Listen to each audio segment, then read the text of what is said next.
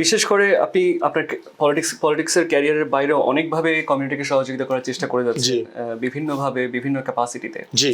তো একটা জিনিস যদি আপনি দেখেন যে আসলে গত প্রায় 20 বছরে যারা এখান থেকে এই রাইডিং থেকে যারা ছিলেন তারা কেউই কিন্তু সরকারে ছিলেন না। রাইট। তো কারণ এটাকে অনেকটা ধরে নেওয়া হয় যে এটা কনজারভেটিভদের ঠিক ঘাঁটি বলা যায় না।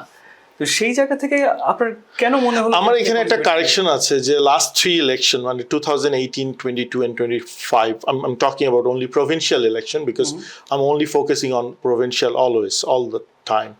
So এই প্রভিন্সিয়াল ইলেকশনে কনজারভেটিভ কিন্তু সবসময় সেকেন্ড হয়েছে, মানে পিসি Ontario.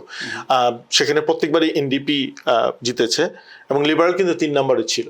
So PC Ontario, without Bangladeshi candidate, without community support, they stood second all the time. And we know the reason why, because NDP was ahead because of our another sister, she was representing us.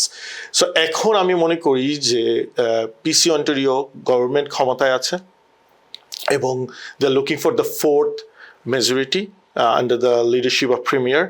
And also আমাদের কমিউনিটিতে এখন অনেক diversification এসেছে এবং conservative বা liberal independent, they are always looking for the right representative. Exactly. এবং support কিন্তু is not permanent, so it changes with the party, with the people who is representing it.